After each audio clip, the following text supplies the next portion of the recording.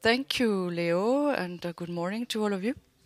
It's a pleasure for me to present this talk, and I really want to thank Vincent and the team for giving me the opportunity to do that. It's not an easy question. I'll try to give you an overview of the current surgical procedures that we implement nowadays, and I'll try to answer the question. This is my disclosure. And as you know, hemorrhoidal disease is a very frequent motive for medical consultation. The prevalence rate is between 3 and 30% in France. We have a study that shows that one person out of every 5 suffers this at least once in 2001. Medical and instrumental treatment are really the first line of treatment, and if there's a failure, surgery can be implemented, and also in case of repeated thrombosis and or hypertrophic meniscus. Now, this is the algorithm to manage hemorrhoidal disease according to the coloproctology, European Society of Coloproctology. It is based on Gallagher's classification only, which is the classification that we've had forever with the 4 grades. But in current practice, we have to take other factors into account when we make a decision. The decision has to be made, of course, with the patient, depending on their age. If you've got a 90-year-old patient who has a lot of comorbidity, maybe you're not going to suggest surgery. If you've got thrombosis, repeated thrombosis, maybe it would be a good option, and surgery would be a good option. The impact on quality of life, if patients are not too embarrassed or too disabled, maybe no surgery will be needed. The desires of the patient, sometimes they come for minimally invasive surgery, but you have to explain all the possible techniques. Comorbidities, if your patient is taking anticoagulants, maybe you want to go for less invasive surgery than conventional surgery. And anal sex, a man or a woman, maybe we want to avoid conventional hemorrhoidectomy because there is a risk of stenosis. So maybe in that case you might want to go for minimally invasive. Sentinel tags also, that would be conventional hemorrhoidectomy surgery, but maybe laser or radiofrequency with an excision of the meniscus. And if there's bleeding, of course, there are different techniques. But we also have to look at the prolapsus, potential prolapsus. So we need to take into consideration several factors. This study was conducted by Nadia Fatala in our ward. It shows the associated factors, predictive factors. What came out is the age, over 44, hypertrophic meniscus, a high Bristol score, a bleeding score exceeding 5, a prolapsus score exceeding 2, severe impact on quality of life, smoking, and reading while defecating. Now, what's the ideal surgery? Well, that's not an easy question, but I will try to show you an algorithm at the end of my talk to try and answer this question in the most accurate way. What options do we have? I will start with hemorrhoidectomy. I'm not going to go into the technical details, just about the techniques and the recurrence rates and complications. Hemorrhoidectomy, there are 2 techniques, the Milligan and Morgan technique and the Ferguson technique. In France, we mostly do M and M. Indications, grade 4 hemorrhoids, according to Gallagher's classification, grades 2 and 3 in case the instrumental and or mini-invasive surgery failed, external recurrent thrombosis, and grade 2 with meniscus. Now, the results are very similar between M&M and Ferguson, knowing that for Ferguson you have less postoperative pain and bleeding. The healing is faster, but the surgical time is longer, and the recurrence rate is between 2 and 8%. Complications, you have post-op bleeding, 3% of cases, rectal incontinence, 6%. You can also have urinary retention, anal stenosis. It's rare, but it's one of the complications that we don't like to see, and also potential abscess. What are the benefits and inconvenience of this technique? The upsides is that it's a radical technique because there's a very low rate of recurrence, long-term efficiency. It's the one which has the best long-term efficiency. But the drawbacks, you have post-op pain, you have a long healing time, potential complications, and the also procedure time between 30 and 40 minutes, depending on the operator. And then the second technique is longo, which is also called anopexia. Indications, grade 3 hemorrhoids, first line or after failure of instrumental treatment. And the longo, compared to hemorrhoidectomy, is a shorter time of procedure, less pain, less bleeding, faster return to daily activities, but the recurrence rate is higher. The recurrence rate is 9% in a 1-year study and almost 20% at 2 years. In another study, what was observed was 40% recurrence rate at 12 years, and 9% of patients needed another surgical procedure. So if you look at the graph on the right, you see that patients with 4th degree hemorrhoids, the darkest, the highest the recurrence rate is. And so you see for grades 1 and 2, the technique works better. Now, the complications, about 20% complications, you can have bleeding, pain, urinary retention, and more rarely anal stenosis, anal fissure, and you can also have more unusually rectal perforation, pneumomediastin, and it's a technique which has quite a lot of complications, also potentially pneumoretroperitoneum. Advantages, less pain and faster healing, but the drawbacks is recurrence rate and the risk of sometimes very serious complications. Now, if we go to less invasive surgery, we have the HAL-RAR technique. That's basically a ligation with mucopexy.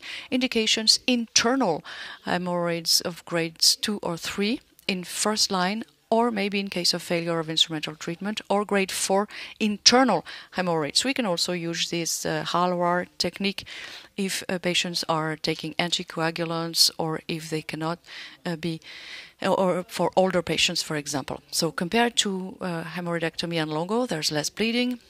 The pain, post-op pain, is comparable. Unfortunately, it's a technique that can be quite painful. There is more recurrence compared to hemorrhoidectomy, and the procedure time is sometimes a little longer. Sometimes it can be 45-50 minutes procedure because it's a little bit more complicated. Now, recurrence rate. Depending on the studies, you have a study that shows that for grades 2 and 3, you have 10% recurrence after 1 year and 15% at 2 years. For grade 2-3, in another study, you have 9% recurrence at 1 year. For grades 3 and 4, 11% after 1 year. And another study that was conducted in 2011, grades 2 to 4, the recurrence rate is 14% after 1 year. What are the potential complications?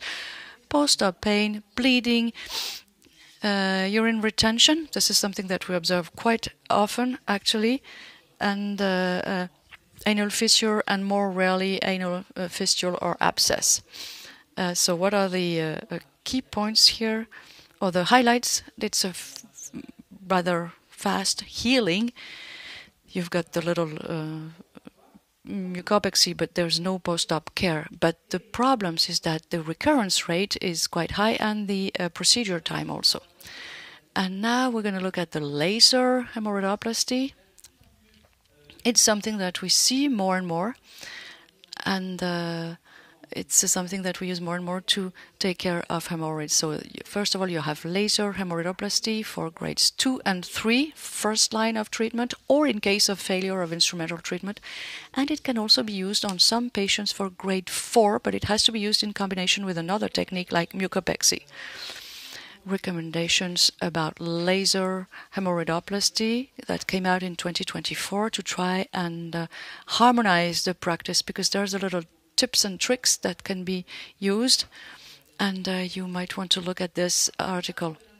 About laser, the recurrence rate, there are 2 studies here with a 12-month follow-up. The recurrence was 11% after 12 months, and 10% at 12 months also. So, and that was grades 2 and 3. Now for complications, we have few of them. A little bit of bleeding, thrombosis, abscess or fissure, very, very rare, and urinary retention, but it's actually really, really rare. So it's mini-invasive surgery, quick healing, no post-op care, short time of procedure, 10 to 15 minutes max, few complications. The other thing is that the learning curve is rather fast, and the patients are pretty satisfied. Some patients come to see us directly to say that they want the laser technology. Even if it doesn't work so much, they're very happy because there's so little post-op care. The drawbacks, recurrence rate. And it's not reimbursed by the Social Security, so it has a cost. Then you've got the latest technique, which is Raffaello. It's radio frequency. It's another principle, but we use radio frequency probe, same indications, grades 2 or 3, first line of treatment, or in case of failure of instrumental treatment, and also grade 4 in combination with another surgical technique. In literature, we have the recurrence rates here.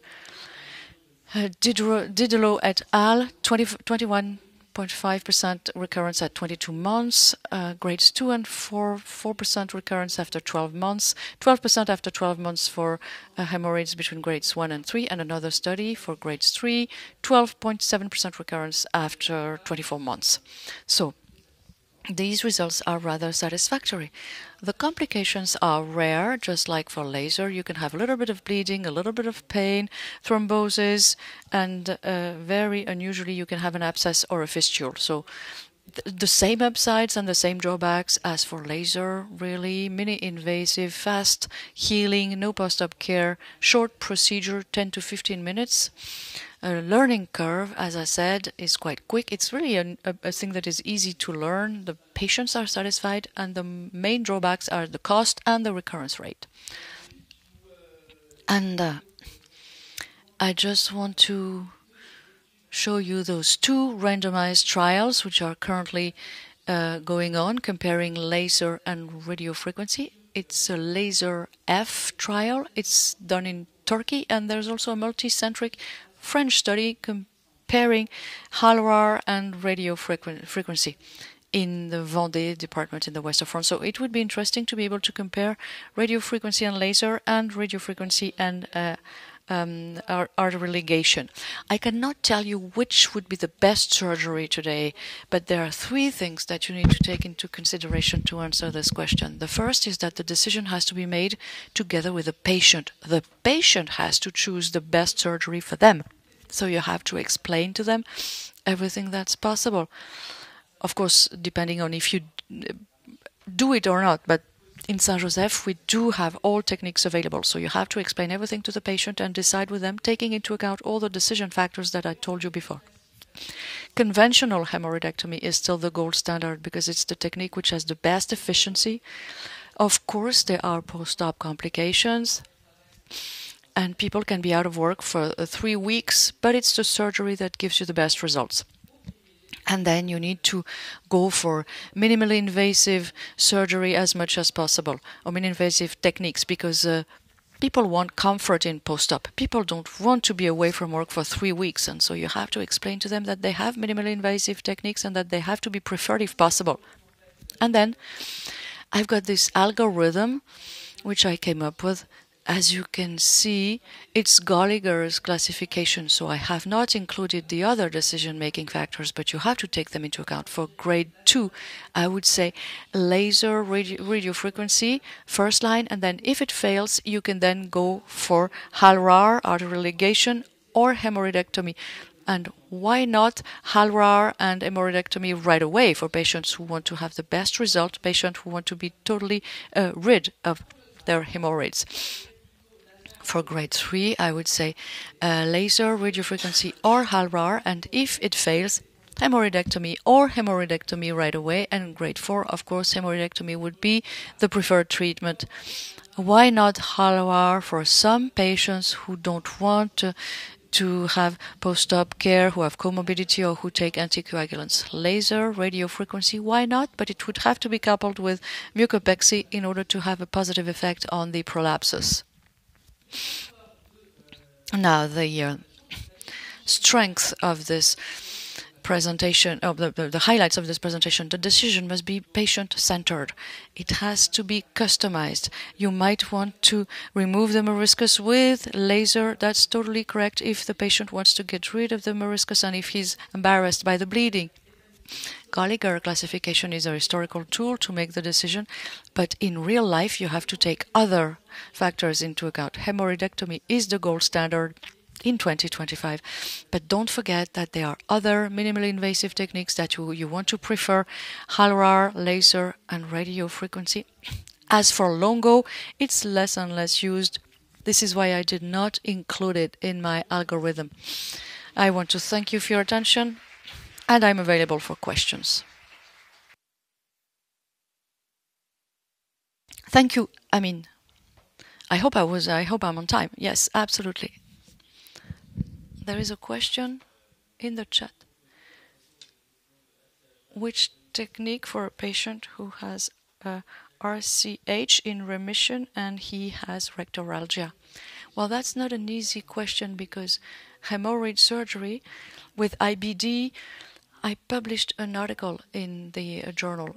You don't have more big complications, especially when the RCH is in remission, complete remission, especially in the rectum.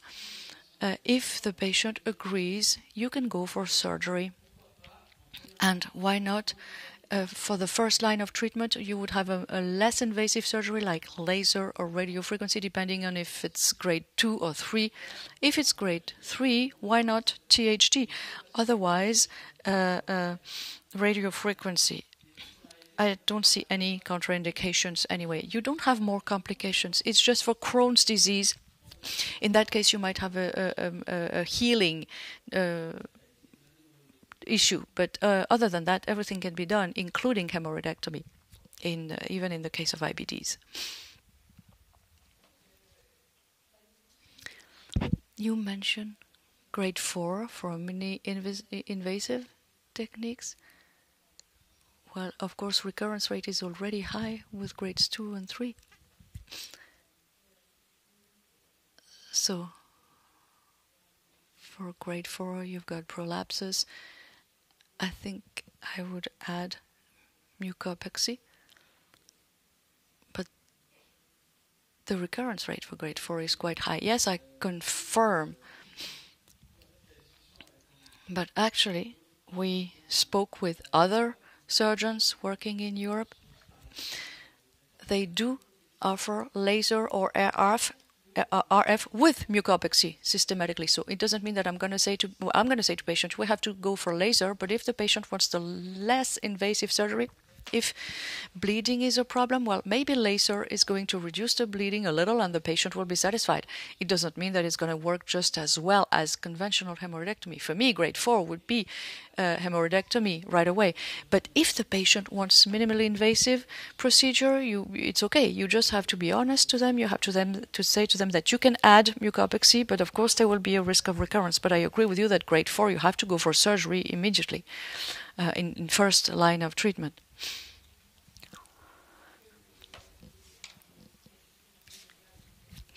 We know that mucopexy with Doppler control, it works a little. For laser and radiofrequency, does this work more on the bleeding or on the prolapses?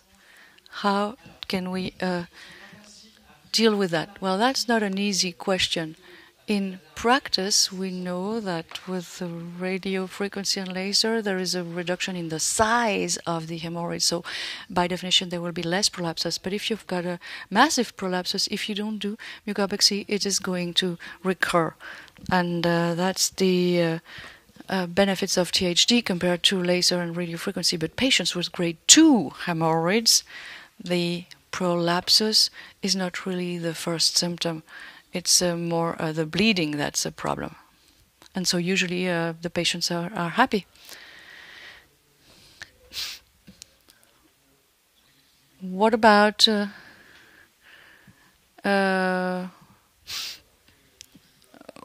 reproducibility of the techniques? I mean, repeating. How often can you repeat the technique on a given patient? And which technique should you go for in that case? Or you mean in case of a failure? In case of failure of radiofrequency, can you do it again? Yes. That was the question. Well, I did not go for a redo. Well, if one technique fails, I always suggest that we go for another procedure. But in literature, you have some teams who have redone some techniques. But I think that if one thing doesn't work, if you've got 4 options, you can suggest another possibility to the patient. They will be more willing to accept surgery in that case. And you really need to ask yourself why the first thing that you tried didn't work. But it would be okay to go for another RF 1 year later, but I don't do it. Thank you. Thank you very much. I mean, we have to...